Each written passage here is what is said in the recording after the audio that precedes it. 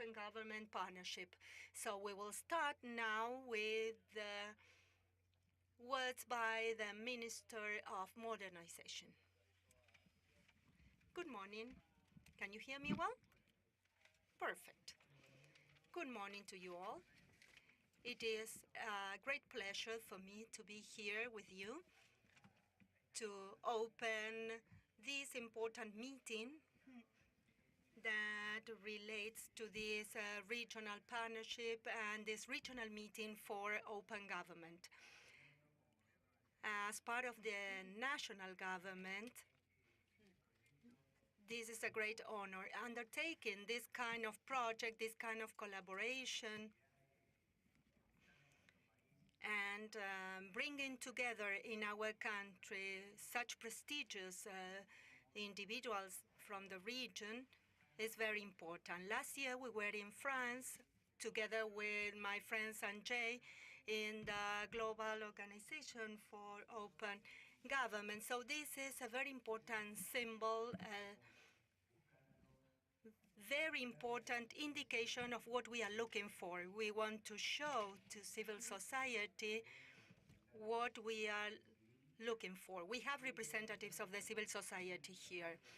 And this is an indication of what the government is trying to provide to the civil society, to its citizens, in terms of open government, open management, with disclosure and sharing of information.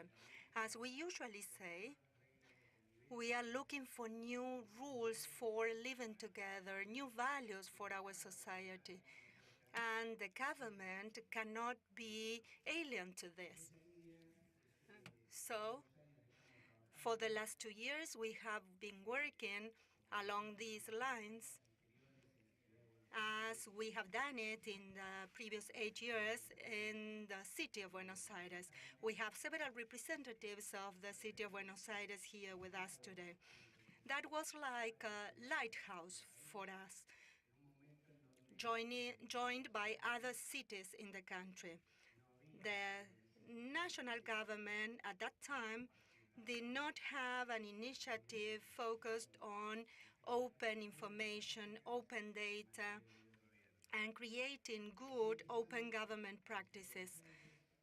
But we took the first steps in the city of Buenos Aires. We tried to convey this idea to our community and to international organizations. And we continued along those lines in 2015 at the national government level. We had a first initiative that was Executive Order 117 from last year. The purpose of that executive order was to set some guidelines for our own government to work according to open government standards, to publish all information, to have open data, and to have a good feedback with society. Of course, as we usually say, those of us who truly believe in open government, this is not all. We cannot stop there. We need to generate data and information about the work we do. But this has to come hand in hand with the concept of citizenship participation. So, in that regard, over a period of 8 years in the city government and in the last 2 years at the national government level, we have strived to have citizenship participation means through the hackathons and through many other means. So all of us, together with our partners in the civil society, the different government branches and the magistrates and the governments at the different levels in the provinces and in the cities, all of us work towards the same goal. And the purpose is to really create an open state. Open state means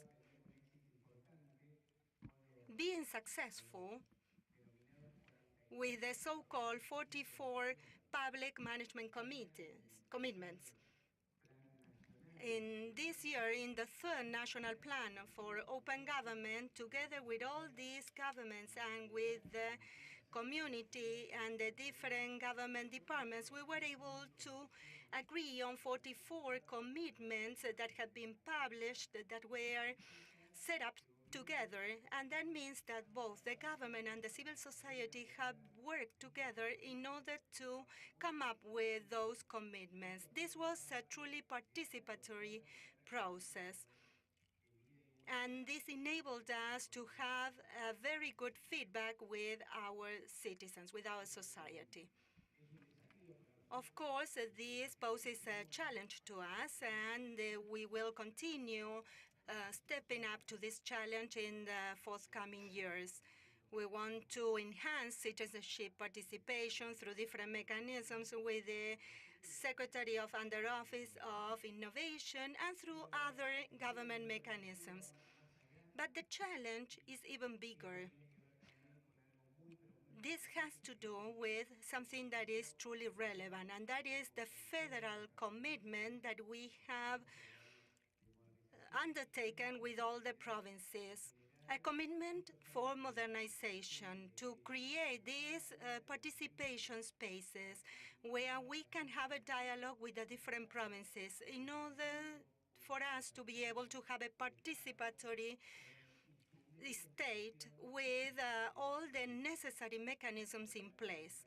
Because participation is something that sounds very nice as a statement, but if we don't put it into practice through government and management tools, it will never come to fruition. So we have this notion of collaborative, efficient, and participatory government. So this means giving the governments all the necessary mechanisms for them to be able to do their work and to have all the necessary tools to fulfill their duties. As we usually say, there is a side that has to do with the hard part.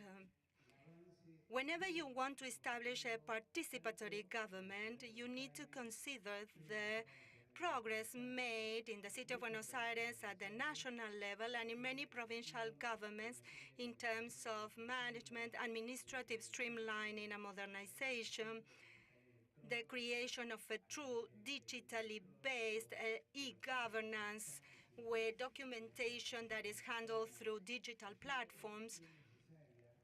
This is an essential requirement for us to be able to generate the adequate information in order to have a good feedback and a good communication with the civil society.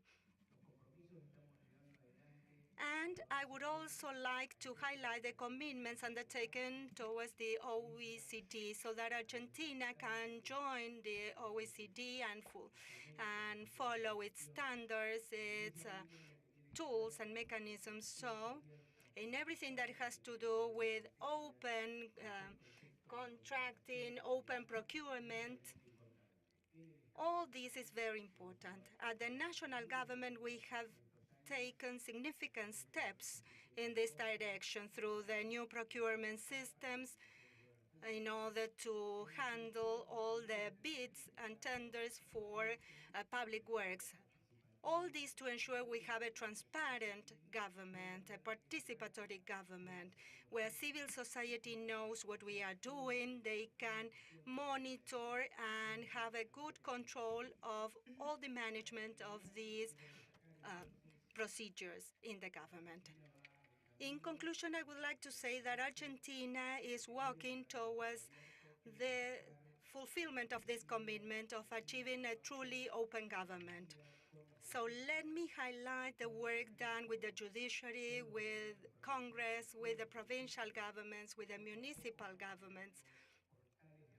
Little by little, open data portals are being created in the different locations. All this because we want to be very active and engaged in open government practices. Argentina will play a very important role in this context. It is playing an important role at the regional level. We want to take a leading role at the international level. Last year, we were working close with the steering committee of the Open Government Partnership. So this year, we are going to be very close, working to generate all the necessary participatory mechanisms, because the president has already made a decision.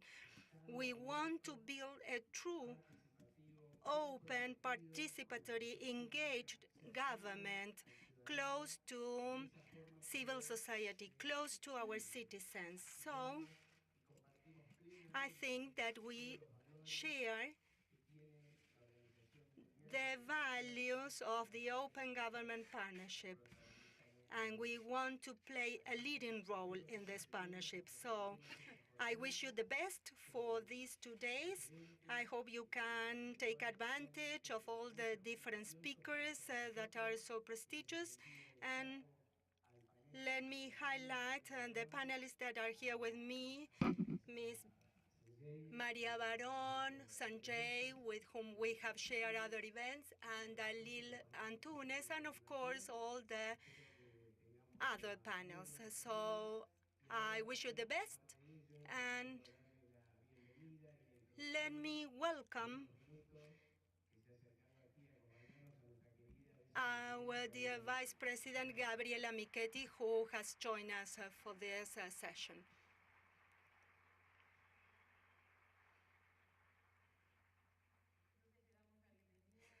I would like to welcome Madam Vice President Gabriela Michetti. I'm sorry if I repeat what he has already said, but this meeting is very important. The work we do in this setting has always been very important. Since we started in politics 15 years ago, we have had these objectives, and we were able to manage the resources of the city government, and we took office in 2007, and we continue in the government under the leadership of Horacio Rodríguez Larreta. We always believed in transparency and in being open. With this, we were able to gain back the trust of the citizens, the different civil society partners, and then politicians, officials. This was essential. And with the minister, at that time, he was minister in the city government, we started doing work to ensure that we could modernize our institutions, and we could set up all the necessary citizenship participation mechanisms. So everything that has to do with open government for us is very important. And we also care about having open institutions, an open state, because governmental institutions may continue to exist, but if you don't, and may have a change of leaders, but if you don't plant the seed initially, if you don't make sure that transparency is deeply enrooted, then you won't be able to have this in the future. So we needed to have a modern state. In the legislative branch, for instance, when I took office, the vice president in Argentina is the speaker of the president of the Senate. So in that role, I also started focusing on openness, because that is a setting where you have a lot of citizenship participation. It is important to be transparent in the way that we manage resources and the budget that is decided in Congress. So we started with this approach to openness in the Senate. And this has surprised a lot of people, also at the provincial level. In fact, we were asked to provide training to the legislative branches in the provinces. So when you take something like this seriously, you can implement it at different levels of government, not only in the legislative power, but also in the executive branch, and also this should be extended to the judiciary. This is something that we are trying to do at the Ministry of Modernization, trying to connect the three branches of government under the same approach. We are fully open to the exchange of experiences because for us, good practices are essential in order to save time and to avoid making mistakes that have already been made. So sometimes you need to experiment to see what works well, what doesn't work well, and then you start trying different mechanisms and you see which ones are most useful. So we believe in sharing good practices and in learning from other countries. In the Open Government Partnership, we have a lot of countries involved, and they are present here. So both from the point of view of the civil society and from other governments, we want to learn a lot. I wish you the best for you to take advantage of this type of exchange opportunities. And of course, we remain at your disposal because if we keep an ongoing exchange, surely our countries will be able to make sure that they have the trust of their citizens in their officials, and that citizens can have a direct participation, and that this can be done really in times where we have a lot of volatility in power. So it is very important for us to have broadly accepted rules of the game and by everyone. So thank you, and I wish you the best.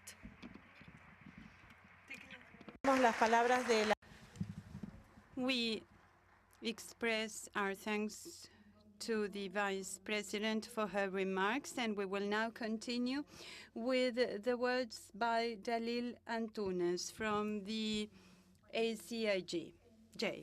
Good morning. There is one way of addressing open government, which is by considering it as a space where governments commit themselves to implement transparency, participation, and accountability practices, and therefore adopt changes and implement progress that could be very positive but could eventually be not actually significant or relevant. Under that view, there would be no incompatibility between holding open government principles on the one hand and at the same time maintaining an institutional system spread across the citizenship where the more marginalized groups have very little real participation in public policy decision-making. This way of addressing open government deprives it of its deeper sense, which is a waste of energy and commitment from civil society, government officials, journalists, who face the opportunity and the challenge of turning this movement into something that really changes the quality of our democracy and therefore makes a life change for people.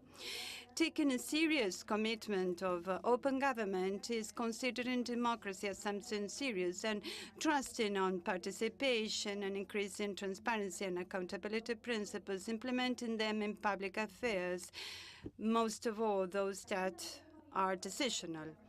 The country's agenda should respond to the key issues in Latin America. And these key issues are economic inequality, poverty. Latin America is still the most unequal region of the world. And those problems endanger democracy because they represent reduction of political power and less political decision powers. Cultural, civic, and human rights are undeniable and indivisible. However, these commitments that are embedded, enshrined in international instruments are not complied with in public policies.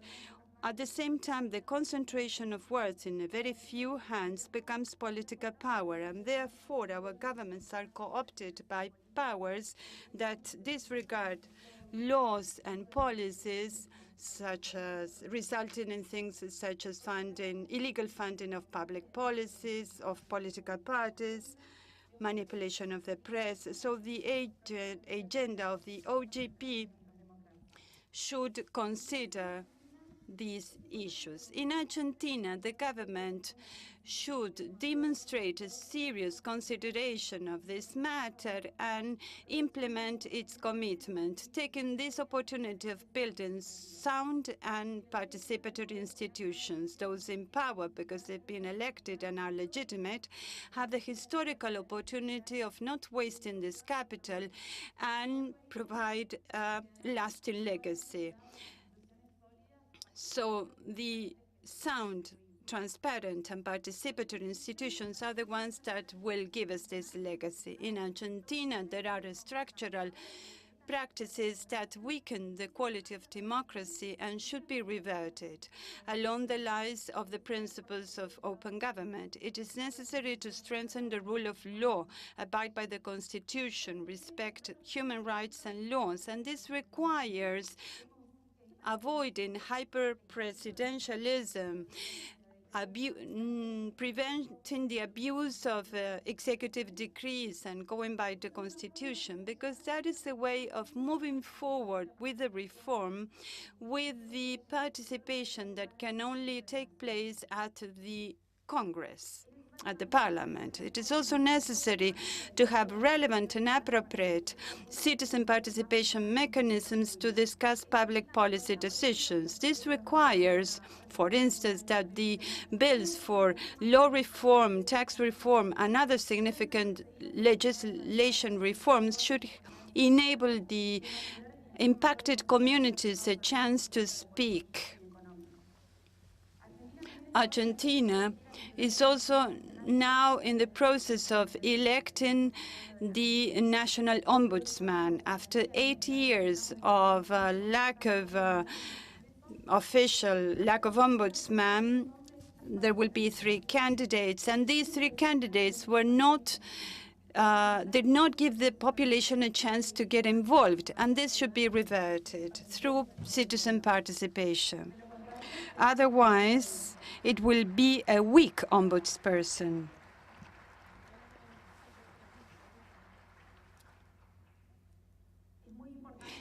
It is also very important to open up data and access to information in relevant areas with valuable commitments, as they have been assumed, towards budget, openness, and open data. And this should also be accompanied by access to public information, sensitive data at the core of the public agenda. And this is very much related to how the law on public information access will be regulated. Argentina should have sound basis without contradictory signals. The partnership provides an excellent framework to bring this to the state's agenda and has made significant contribution for the dialogue between the state and the civil society. Together, in coordination, if the state and civil society together can take actions dealing with the social problems, and if the sustainable development goals are involved, we will make a lasting contribution. We have the opportunity and responsibility to take the partnership to improve democracy and making human rights a reality for all. Thank you very much. Thank you very much, Dalile. And now We will give the floor to Sanjay Pradhan, the CEO of the Open Government Partnership. I'd like to begin by first expressing our tremendous appreciation to the government and civil society of Argentina for hosting this important gathering, and like to express our tremendous appreciation for your leadership on open government, which is inspiring other countries in the region and around the globe. It's a great pleasure and source of hope for me to be here. Great pleasure because Argentina, because the Americas more broadly, the Americas region, represent the vibrant heart of OGP. And this vibrancy is so palpably evident in this extraordinary gathering of stakeholders from throughout the continent who are working together to make governments more open to citizens.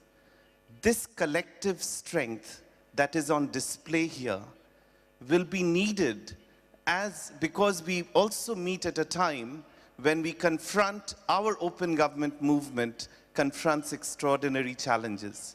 Civic space is under attack in over 100 countries, including some in the region.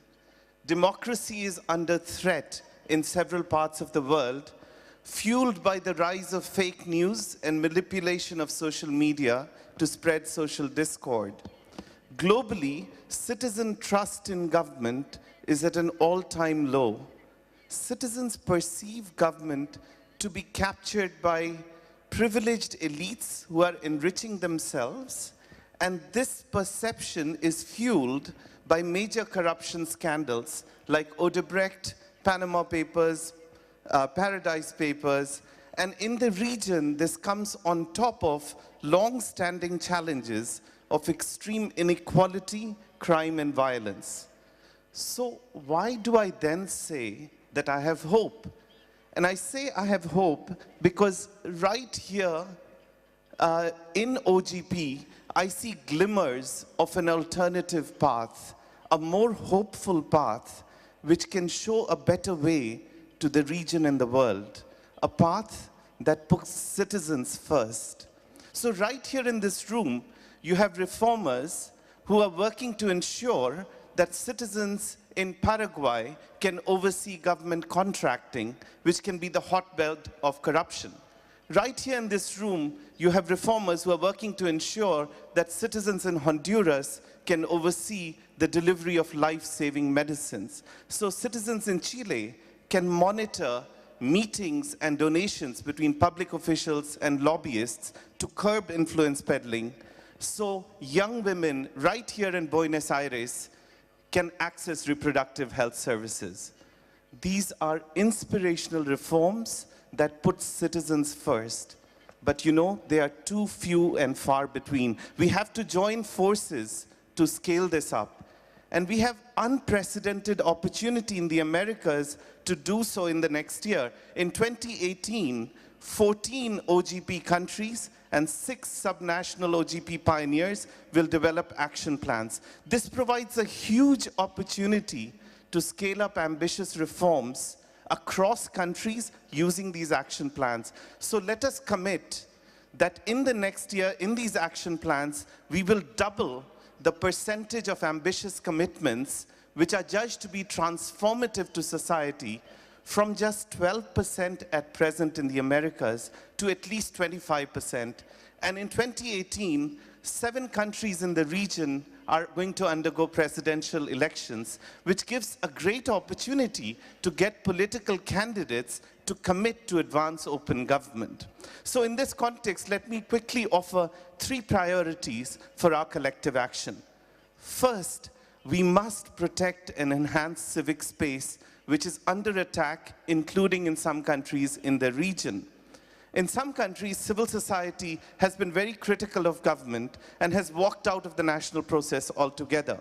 But even in these contexts, there's a commitment to leverage the OGP platform to speak truth to power and work towards a genuine partnership between government and civil society. So as America heads into this election season, I would call on you to demand that candidates at all levels and from all political parties publicly commit to protecting and enhancing civic space and fostering a genuine dialogue between government and civil society. And you know, this is so appropriate for Latin America because you are the birthplace, the home of a genuine partnership between government and civil society, which we have seen here today, because you have originated the multi-stakeholder forums of government and civil society, which has spread to 45 countries globally. We need to sustain this, and we also need to institutionalize this in other 30 countries in OGP globally, where co-creation is just checking the box. And we need to be, as we go into elections, we need to be inspired by the inspiring examples of Uruguay's multi-stakeholder decree or Chile's open government table, which actually institutionalizes civic space and dialogue between government and civil society so they sustain through political transition. The second priority, which I would just mention, is I would call on all stakeholders to leverage the OGP platform to advance the empowerment of women. As Costa Rica, Colombia, and Argentina are doing, women represent half our population. Their empowerment can make a lasting impact on health, education, nutritional outcomes for all of society. Their voices must be heard in each and every commitment of OGP. And we also need to leverage the OGP platform to advance the inclusion of minority groups, such as indigenous communities and LGBTQ, as Costa Rica and Canada are doing. And the third and final priority for collective action is we must tackle grand corruption, because that is what corrodes the trust of citizens. For instance, through open contracting, which makes open all contracts for citizens to monitor, which has saved in Ukraine $1 billion in 2 years, and which in the present year, 27 OGP governments in subnational and subnational are embracing open contracting. We need to end anonymous companies, because we have seen in the Panama Papers and the Paradise Papers, because they're used as cover by corrupt leaders to stash away stolen wealth. So it's encouraging that we see 15 OGP countries that have commitments on beneficial ownership transparency. But you know, the real test is not going to be just the commitments. It is going to be credible implementation of these commitments. And once they are credibly implemented, it will run up against political obstacles and political vested interests. And for this, we call upon reformers in government, civil society, private sector to join forces, leverage the OGP platform to forge coalitions to overcome these political vested interests and formidable odds. At the global level, we are seeing this coalition of new global leaders which are standing up for openness and democracy, beginning with our co-chairs of France, Georgia, and Canada, joined by countries like Argentina and others, and new civil society leadership. We need these coalitions at all levels. If OGP is going to be a powerful movement for openness in today's world and a countervailing force against the rise of closed government in several parts of the region and around the world. All of this will take a lot of courage. The Latin root of the word courage is cor. It literally means heart. So I end where I began. Latin America represents the vibrant heart of OGP. If there is one region which can stand up against corruption, which can stand up against vested interests for ordinary citizens, it is you, the champions of open government in the Americas region. Thank you for your heart.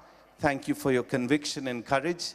It is this which will propel us against these dark, looming crowds of challenges to deliver on that precious OGP vision of putting citizens first, of ensuring that governments truly empower and serve their citizens rather than serving themselves. Thank you. Gracias, Sanjay. Thank you, Sanjay. Thank you for your inspiring words. Now we will give the floor to Maria Barón for the closing remarks in this panel. I think we have less than 10 minutes, right? All right. I have two ideas to share with you to conclude with this panel and to share some thoughts in the minutes that I have. I have a presentation. Perhaps it can be displayed on the screen. First of all, let me share with you some data. This is the good news, or perhaps the best news. And then we also have data that are not so promising. Can we move ahead with the presentation? This was done by the foundation and to survey the OGP process in these 14 countries, many of which have NGOs and officials present here in this meeting. This is more soft data regarding the growth of teams working on open government or OGP in the various countries. And when these 14 countries joined the OGP, no matter when that happened, 3 of them had a team of only 1 person, and the rest had between 2 and 5 people. And today, if we click again here, we find that overall, all of them except 1 expanded their teams working on open government, and they are allocating more resources to open government. The same applies to co-creation and dialogue spaces, as Sanjay was describing. Initially, these countries had few spaces. The only one that did not have a space was Argentina. 2 of them had some informal, or 11 did not have space and had dialogues with other agencies. 2 had informal dialogue spaces, and 1 had a formally established dialogue space that was Uruguay. This is the picture today, quite a big difference. What we see is 12 countries that have already set up formal dialogue spaces, and 2 countries, Peru and Brazil, that have spaces that are moving very slowly. This links to the next slide, where we have more concrete data, and this has to do with the regulations adopted in these 14 countries since they joined the OGP in 2011. And the different colors account for the regulations. The darker green color relates to the laws passed by Congress, and the lighter green color has to do with decisions made at the executive branch. From the point of view of the number of laws and regulations, we see a significant number of regulations dealing with openness, transparency, co-creation spaces. And if we click once again here, in total, since 2011, these 14 countries created 122 decisions and laws that relate to transparency and open government.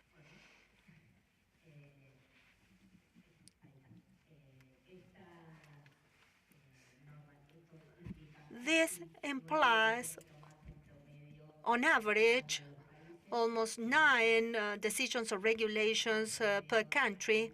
And just to give you an average figure, on an annual basis,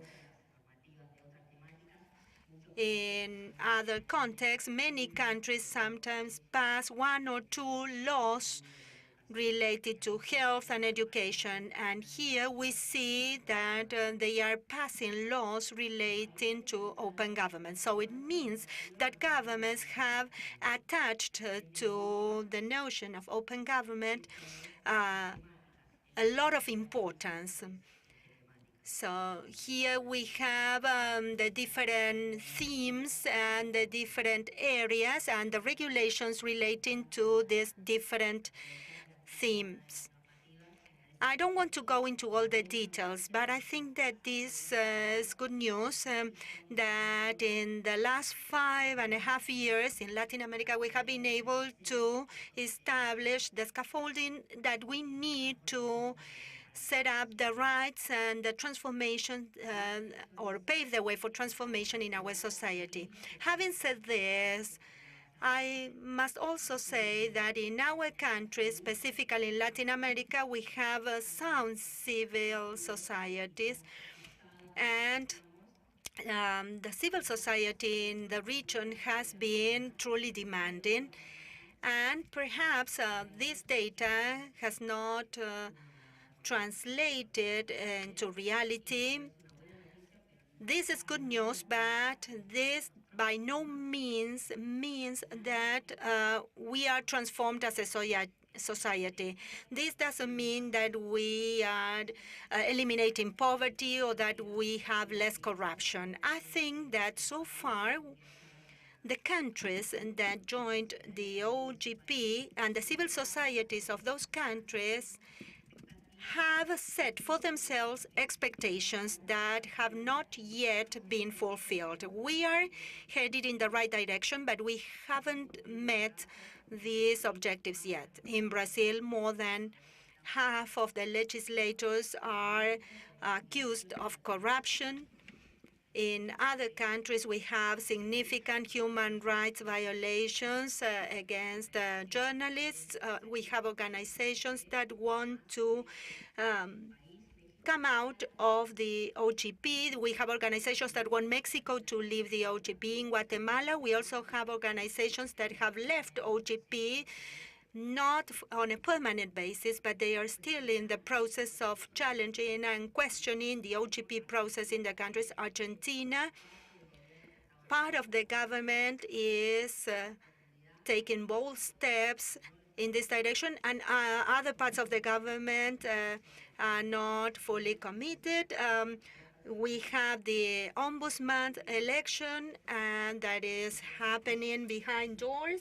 And there are 3 candidates that had been established on the basis of agreements with political parties that are not the majority. And there are countries that are having problems with the process within which the OGP agenda is being established. This has to do with the agenda, with the co-creation process, with the leaders of the co-creation process on the civil society side and on the government side. Who are the representatives of governments taking part in those OGP processes? Usually, these representatives do not have the mandate, so the commitments that they make are not established on a sound basis. So I think that we need to be able to reach an agreement on concepts, on notions. Open government should have the same meaning for all of us. Participation should also have the same meaning for all of us. And transformation should have the same meaning to all of us. Being part of OGP is not an equivalent of transformation. So I think that part of the civil society still needs to know whether the different governments in the various countries think alike.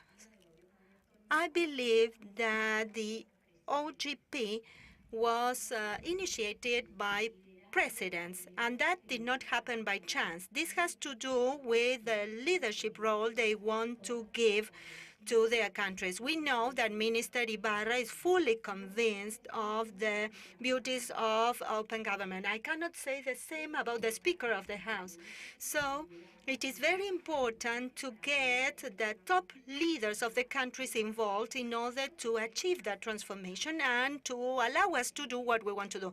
Not just say the words, not just say that we want to do that, not just have a discussion, but actually do that. Thank you. Bueno, muchas gracias. Este aplauso para los. Thank you. I would like to thank all the panelists for your participation. You raised concerns, and we are also enthusiastic about the achievements. So Now we are going to welcome the next panel, so we invite you to come down the stage. We are running a little bit late already, so while we get the next panel set up, I'm going to make a few announcements so that you know how to proceed during these 2 days. Let me begin by thanking the organizations that have collaborated in the organization of this America's Regional Meeting of the Open Government Partnership, CCK, ABINA, CAF, IDB, the government of the City of Buenos Aires. You know that we have conference rooms on floors 5th and 6th. All the information of this meeting can be found in our app and on the web. The information is updated, and the Wi-Fi password is written at the back of your badges. These panels are being live streamed through the YouTube channel of the Ministry of Modernization of Argentina. And if you have any questions, you can contact our attendants, our helpers who have the specific T-shirt and are there to help you. Un momento y podemos anunciar acá que al final.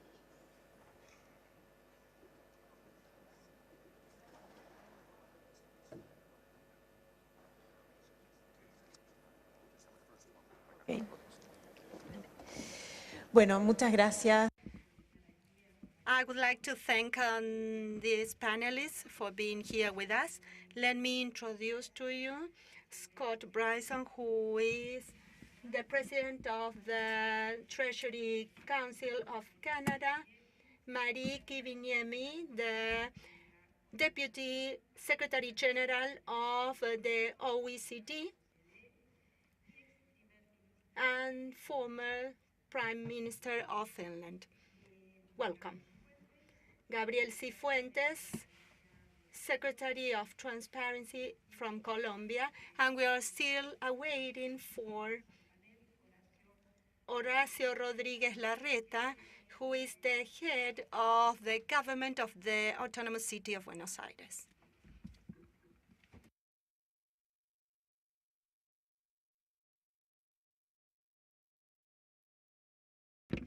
I forgot to say before that in addition to the Wi-Fi password at the back of your badges, you also have the hashtag for this event so that you can share in the social media. Okay, we will wait for a couple of more minutes.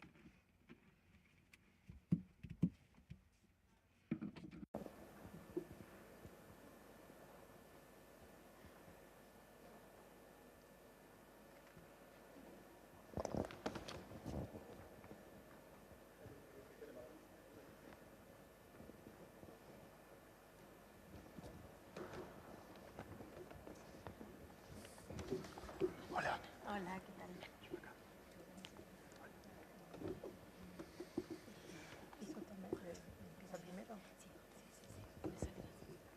Bueno, muchas gracias.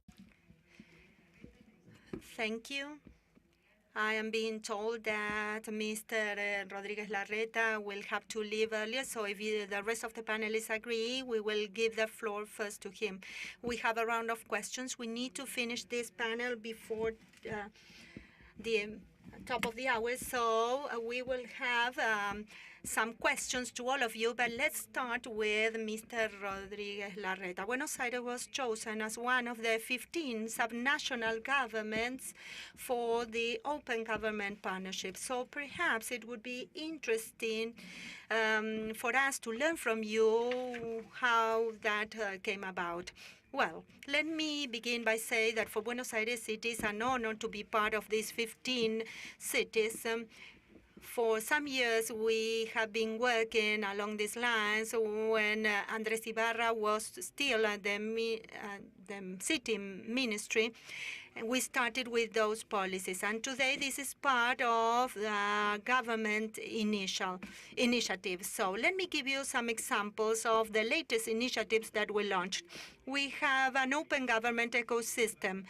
We work under the criterion that all the data should be publicly available. 3 weeks ago, we launched a program to put at the disposal of the citizens of the city all the information about the works that are underway. If you had the chance of visiting the city, you will see that we have more than 800 public works. We have the information about the batches, the contracting company, the end date. So public works have always been hidden from the public eye. So now we have all the information that is geo-positioned by neighborhood, by month of completion. So we have complete information available to the neighbors in an easy-to-access manner. Also, another novelty is that now we have our government commitments publicly available to our citizens. So we establish a number of public commitments, and they are at the disposal of the citizens for them to be aware of them and also to assess our performance. Everything that has to do with the frequency of the underground service, also the school repairs. So we have different commitments that we have undertaken, how to improve performance in education quality, how citizens can have better access to primary care facilities close to their homes. So we published an update of the 50 commitments that we have set up, and on the site they are updated in real time. And now we want to go a step forward, and that is all the action of this government, all the projects carried out by the government will be at the disposal of the citizens in the city for them to be informed about them and also to assess our work vis-a-vis those objectives. And under this philosophy of open government, we see growth in the promotion of participation of citizens in government decision-making. For instance, we asked the public about the frequency of the underground service. We also consulted with them to give a name to a park. So 6 months ago, we launched a program that is called BA Elige, BA Chooses, following the models of other cities in the world. Madrid has also a similar program. And in BA Elige, we have 500 million pesos budget for next year that will be spent on projects put forward by citizens in the city. We have a number of criteria for those projects to be submitted in terms of their scope and the budget. And the neighbors have put forward 26,000 projects. The most successful case around the world that we knew about was that of Madrid. In the second year, there were 6,000 projects submitted. But in Buenos Aires, in the first year, 26,000 projects were put forward. It was not just a matter of giving like on an app. It was a matter of putting together a project. Of course, some of the ideas were very good and realistic. Others were more difficult to achieve. But from that, we established a voting system by citizens, sometimes organized by neighborhoods, others at the city level. And we are already now making decisions on the winning projects that will be allotted a budget for their realization. So we see that we have been promoting citizenship engagement more and more at the different levels of government, and people participate. Of course, we have a lot of technology development and penetration in the city of Buenos Aires that helps us encourage such participation. But if you have a minute, go into the government website, look at the program BA Chooses, BA Elige, where you have the participation of the neighbors in the city in those projects. So BA Elige is a project where the neighbors put forward the projects that they want us to carry out. That is one work stream. The other work stream has to do with inviting neighbors to give their opinion, their views on decisions made by the government. For instance, when we are going to have a park in a certain neighborhood or an entertainment center, we always consult with the neighbors, with the citizens, what they want us to set up in that place. And of course, we have sometimes we run into heated discussions. Sometimes they want to establish a stadium, and in other cases, others want a place where where the elderly can jog and do physical exercise, or others want a space for dogs, for their pets. So this has been a very nice experience, and it gives the neighbors the possibility of feeling that they own those ideas and they commit to maintaining those spaces once we make the decision of what we are going to set up there. Half of the neighbors in a park want to put rails around or bars around the park, and the other half don't want that. It seems that they go into war because they show all their passion and their vocation for participating. So we are growing exponentially in this approach. We started with the scope for public spaces, but now we are expanding the scope of this project, and we are letting neighbors make more decisions. Thank you so much. And now I will talk to Mary Kiviniemi. In the OECD, you have looked at open government as an approach at the global level. So I would like to know the position of the region in that context. Thank you very much, and thank you for the government of Argentina for hosting us today and in the coming days, and also to the Open Government Partnership support unit for organizing this great event. And I'm so happy to see so many ministers, high-level representatives, country delegations, and also civil society organizations participating here today. And this really is a great sign of the commitment there is in this region for the principles of the open government work, and for the principles and promoting the more open, transparent and accountable governments. And really OECD has done a lot in the area of open government. We have a rather long history already in the work of this area. And thanks also to our member countries in this region, Mexico and Chile, accession countries, Costa Rica and Colombia, and many other like Peru and Paraguay, with which we have had a deep cooperation, and we have undertaken many surveys which have also then improved our expertise in the area and help the countries. In 2013, we undertook our first stock-taking regional exercise in open government policies and practices in 11 countries from the region, the OECD report on open government in Latin America. And as I said, we have since then conducted assessments of challenges related to the implementation of open government reforms in different countries in this region. And also we published in 2016 the OECD report on open government, the global context and the way forward, to which 13 Latin American countries contributed. And this report was launched almost a year ago in Global OGP Summit in Paris.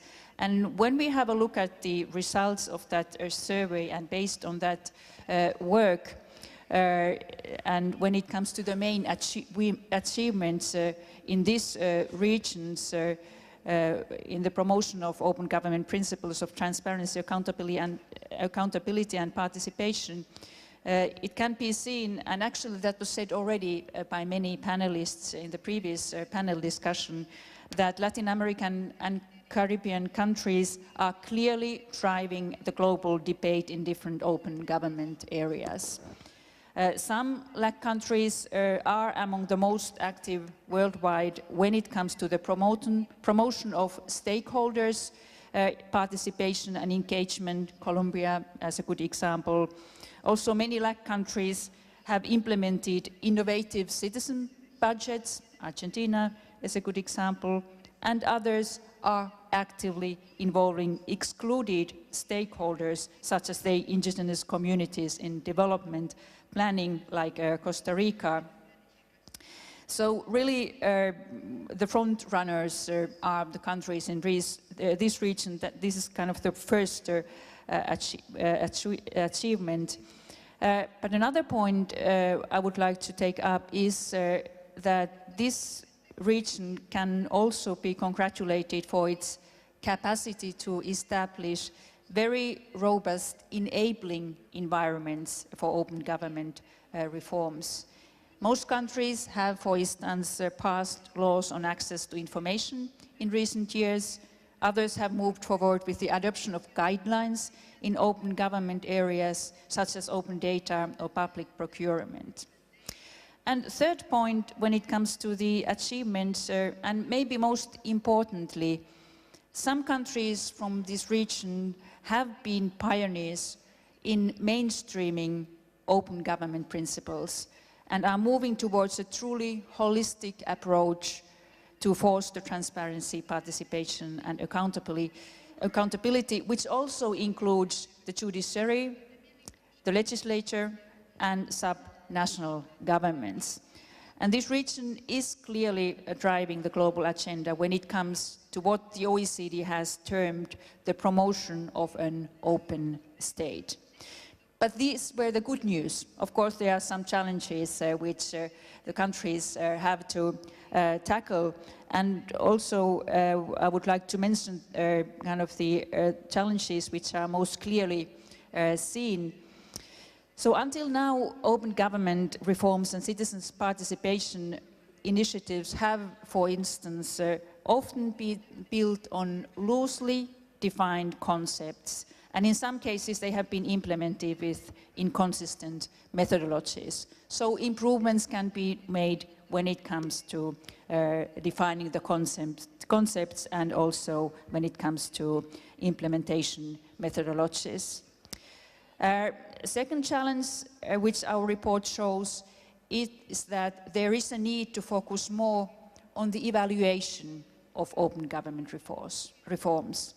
While monitoring mechanisms are quite advanced in most LAC countries, and many innovative tools can be found across the region, for instance, the Mexican dashboard, just like in OECD countries too, countries have to evaluate the impact of open government initiatives.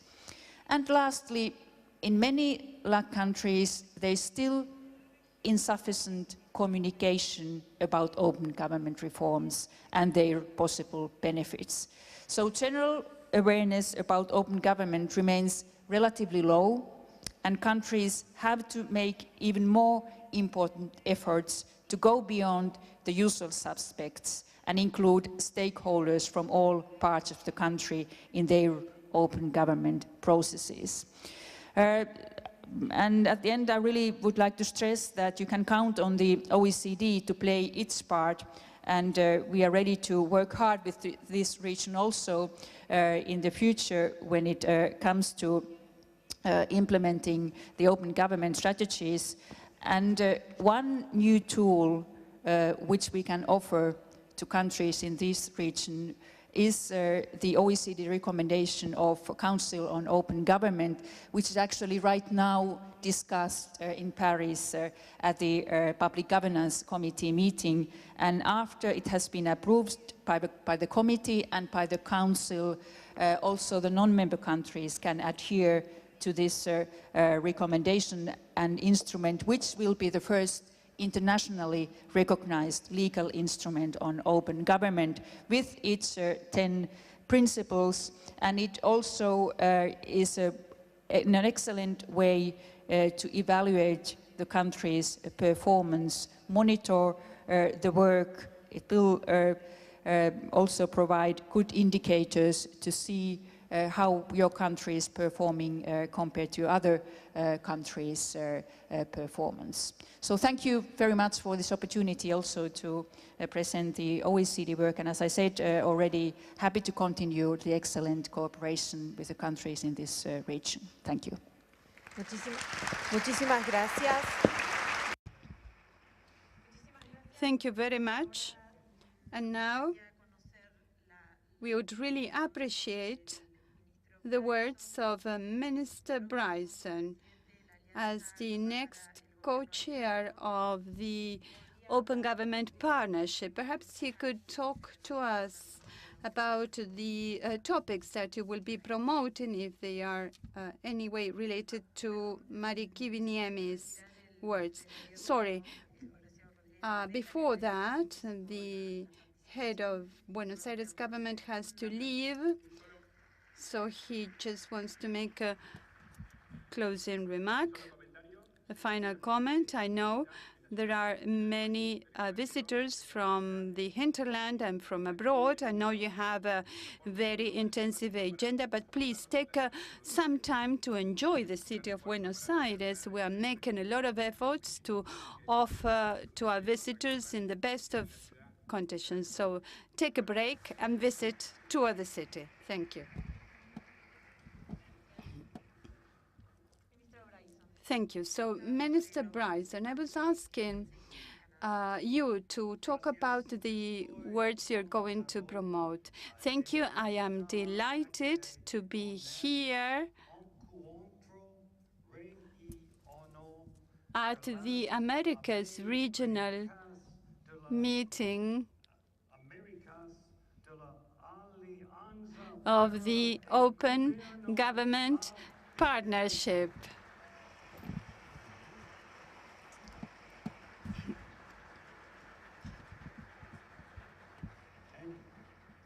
All relax now. I won't be speaking any more Spanish for this part of the presentation.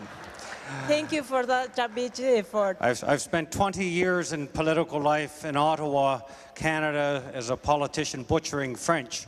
This was one of my first opportunities to butcher a third language. I'm delighted to be here today. We're delighted to be part of OGP, and to have joined as a government chair is a great honor for Canada. Our focus is going to be on inclusion, participation, and impact. I'm joined here today by a member of the opposition, Aaron Weir, a member of the New Democrat Party, who's here with me today. And I'm also here with Jamie Boyd, who's a public servant within the Government of Canada, who's a leader within Open Government. The reason they are here, the reason I've introduced them, the reason why I suspect Jamie will get more applause than I will probably get, is that first of all, we do not want this to be a partisan issue in Canada. We want all political parties to embrace open government principles in opposition and government. And someday, when Aaron's party at some point forms a government, I want you, Aaron, to be a leader in open government as well. And we want within our public service, and we have a wonderful professional public service in Canada, but we want to bake in the principles of open government to transcend government changes which inevitably happen, and we want to make sure that this is not something that one government embraces and the next government rejects, largely because the previous government embraced it. So, with that, I want to thank our hosts. It's very clear to me that President Macri and Minister Ibarra, Mayor Rodriguez, that this is a very reform-focused government in Argentina. We are a very reform-focused government under Prime Minister Trudeau's leadership in Canada. First of all, in terms of inclusion, it was earlier, Sanjay was talking about the importance of inclusivity in government in terms of open government. We have in Canada, Prime Minister Trudeau named the first gender-balanced cabinet in the history of Canada. So that was a real game changer. It's having an impact actually in the corporate world. It's having an impact throughout government. But when we report publicly the percentage of women at senior leadership roles in government departments, that really does have an impact and puts pressure on government departments to really raise the bar. When for instance, my department, 70% of the senior executives in the Treasury Board are women. And that is one of the highest within the government of Canada. Beyond that, when we report the participation in the workforce of Indigenous peoples, of people with disabilities, people of visible minorities, again, it really makes a difference. And we are applying a GBA plus analysis and making it public towards government policies and inclusion of LGBTQ community, for instance, throughout the government. And that makes a great difference because you can't manage what you don't measure. And by making these things public, and it really puts pressure on us and increases the level of accountability we have. The argument that is made, and I've heard this argument sometimes, that it's really good for women if we have more women in decision-making roles, and I always tell people that's the wrong argument. The reality is more diversity and more inclusion creates better government, because the decisions that are made by rooms that have a better representation of the broader public we serve will actually render better decisions. And that's what I find in a cabinet. One of the arguments made when we committed to this in opposition, that the Prime Minister Trudeau was going to have a gender-balanced cabinet, some of the journalists wrote that what happened to merit, which created the offensive, what they were saying effectively, offensively, was that there wouldn't be enough women of merit. We have enough women of merit in our caucus to have an entire cabinet full of women if the Prime Minister chose to do so. I hope he keeps me around for a while in any case. But the reality is we are a stronger cabinet because of having gender balance within it. In terms of participation, we have done as a government over 320 consultations, ranging from important issues around Indigenous policy to tax policy, where we had over, I believe, around 30,000 submissions on a tax policy, tax reform policy recently. These were received digitally, but across Canada, and including in-person consultations. We're doing a lot of consultations because we're finding, as the Mayor said earlier, when you engage the public as users of government services and recipients of government policies, they no longer become passive recipients of government decisions, but they actually help us identify what the real priorities are and shape policies to address them. So we are trying to be more citizen-centric and effectively client-centric as a government in terms of developing these policies, and we're making actually good progress in terms of the consultation process.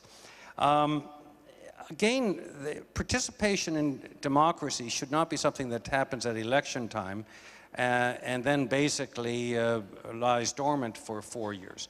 We see ongoing participatory democracy and engagement and on an ongoing basis as a better way to shape policies and ideas between governments and to keep us focused on the citizens all the time.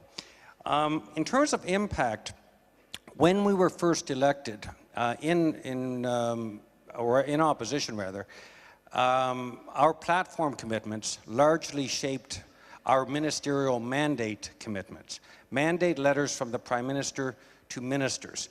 In the past, these were very secretly held between a minister and the Prime Minister.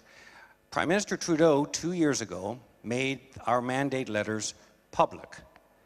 And what that did really was completely, it was a total game changer, because we became accountable as ministers for 322 mandate commitments. Last week, we put online through the Canada.ca results a mandate tracker. So you can track the 322 commitments by minister. You can see that we have fulfilled 68, that we are on track to fulfill a further 222, that we are facing challenges with 14, and that we are not pursuing at this time 3 of them, and we explain why. That is really a big game changer from the perspective that previously we would be, as ministers, accountable to the Prime Minister. Publishing our mandate letters and our progress as we achieve them or as we face challenges, by publishing those results on an ongoing basis, what that does is make us accountable to Parliament and ultimately accountable to citizens. So those are the three broad areas where we are focused on more diversity and inclusion, more citizens' participation, and also a more results-focused government, focused on not government processes, but increasingly on better results for citizens, are some of what I hope we can lead with and be part of with the OGP. But I must tell you, as Canada, I mean, we have led for a long time in terms of open data, and we have 80,000 data sets out there. But we are here to learn, and we are inspired as Canada by a lot of what's going on around the world by other countries engaged in OGP. Very inspired by what I hear in Argentina. And I must say, from my colleague and friend from Colombia, I'm very inspired at what you're doing with open government in Colombia. So we're here to learn and to participate with our partners in OGP. Thank you very much. Gracias. Muchas gracias. Bueno. Thank you.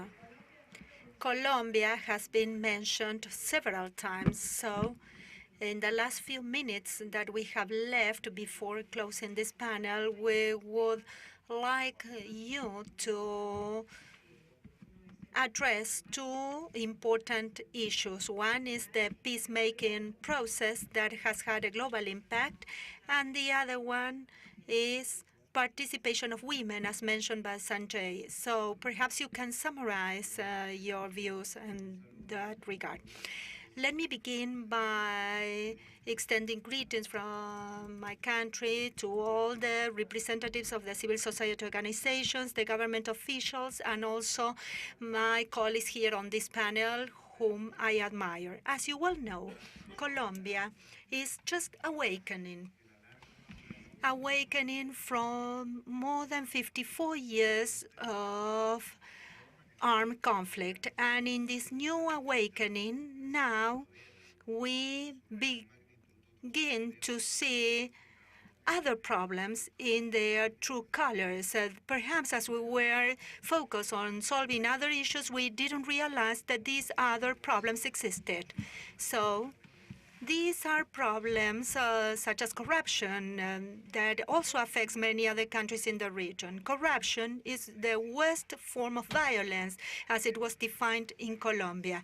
And any other form of violence has invaluable social effects. One of the social effects is the loss of trust of citizens in institutions, the cracking of the social mesh, the negative impact on the exercise of rights by citizens, the denaturalization of citizenship as part of the state,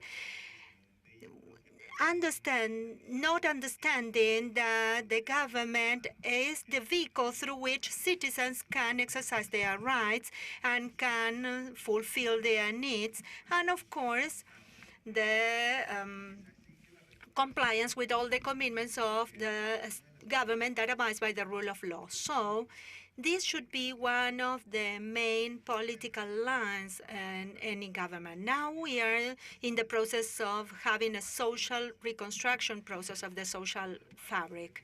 And in the agreement that we reached with the guerrilla groups, I would like to remind you of the fact that the open government partnership principles have helped us a lot to understand how we can do public policy and how we can adopt concrete actions that have a social value, that put the citizens at the center of decision-making, so that the result of these actions is the enhancement of the rights of the community. The founding principles of open government are participation, accountability, innovation, and of course, transparency. And I would like to give you a concrete example of an action that was included in the third open government plan that relates to the peace building process. Based on the discussions in Havana, a number of commitments were established by the government to give transparency to the processes dealing with the allocation of resources used for the peace building process in our country. And the obligation resulting from these commitments was reflected in the action plan through the creation of a comprehensive post-conflict information system. This comprehensive post-conflict information system tries to connect the citizenship with our commitments through a number of initiatives that we believe are very important and for which there is no precedent. In Colombia, we had an armed conflict that is not shared by all countries. We have a portal, and Colombians will be able to have direct access to all the plans, projects, investment, resources, actions with geoposition and references so that they know when, what we are doing with those resources. And in that way, we are measuring the effective progress or in the peacemaking process. We will also have accountability measures regarding the implementation of the agreements. There will be a periodic review with the effective participation of the citizens and the different groups affected by the armed conflict. We will also have a single window for presenting reports and claims that can be used by citizens to report potential irregular situations to authorities, potential situations of corruption, so that the different controlling bodies can intervene. And for us, not only to have traceability, but also to be able to collect information so that we can set up predictive and early warning systems that will enable us to prevent potential corruption situations. Sorry, I need to interrupt you. We need to conclude because we also have the participation of the president of the country. So perhaps you can share with us a summary, and of course, you can give us all the references so that we can look into the details of all these initiatives. Yes, sure. In addition to all the initiatives that we have undertaken within the setting of the peacemaking process, Colombia is promoting a very ambitious legislative agenda, not only to guarantee the fight against corruption, but also to guarantee access to information and transparency as a fundamental right. This is recognized as something very important. We need to do away with this idea that information is not of a public nature. And secondly, the implementation of a system at the territorial level for citizenship participation that will enable citizens to take ownership and to participate in the public arena. Thank you. Thank you. I was telling you that we have a tight agenda. This has to do with the fact that the president of the country, Mr. Mauricio Macri, is going to take the floor, so please stay in your seats. We are going to set up the stage for his presence. I would like to thank the members of this panel for their kind words, and we will continue this discussion with you throughout this today. Thank you.